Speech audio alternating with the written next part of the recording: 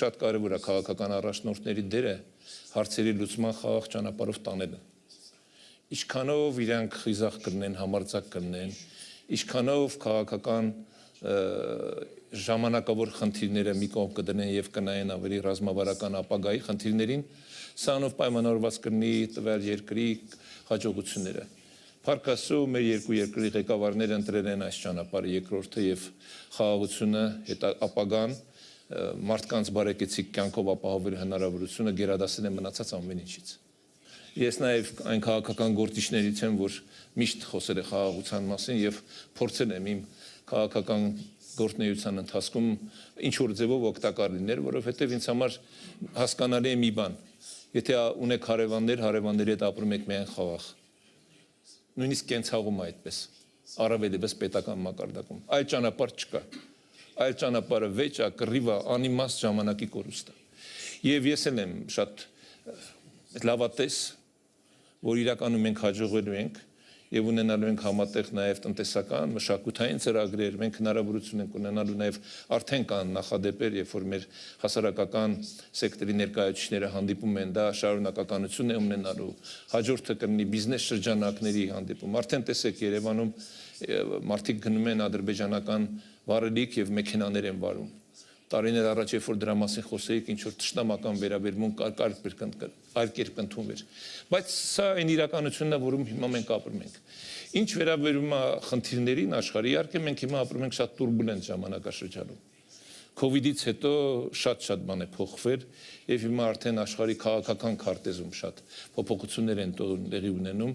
եւ կառավարման մեթոդների մեջ փոփոխություններ են տեղի ունենում եւ այստեղ առավել եւս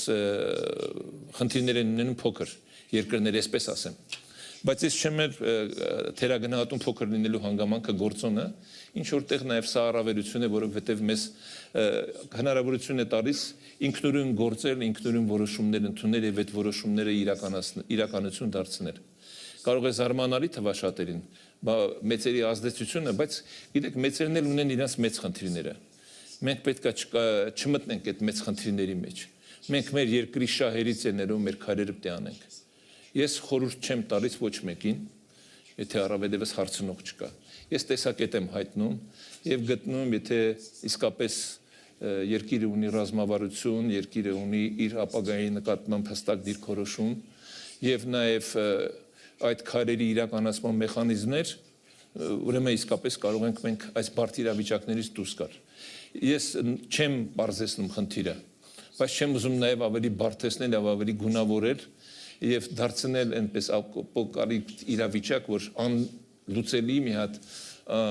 իրավիճակում ենք հայտնվել, երբ որ աշխարհը քանդվում է, չէ։ Ավելի վատ վիճակում է եղել աշխարհը։ Աշխարհը շատ ավելի վատ իրավիճակներ է տեսել։ Մարդկային զոհեր միլիոնավոր եւ այլն, բայց իրավիճակից դուրս ենք եկել։ Նույն Եվրոմիության այսօրվա գոյությունը պայմանավորված է երկրորդ համաշխարհային պատերազմից հետո ճանապարհների փրկրկով։ Ընդամենը 12 տարի հետո այդ արդեն համաձայնագիրը կնքվեց։ Եվ սա նշանակում է, որ հավերժ թշնամիներ հասկացողություններ չկան։ Միգուցե կան հավերժ շահեր, որ ընդունելի է, քաղաքականության մեջ այդպես են ասում։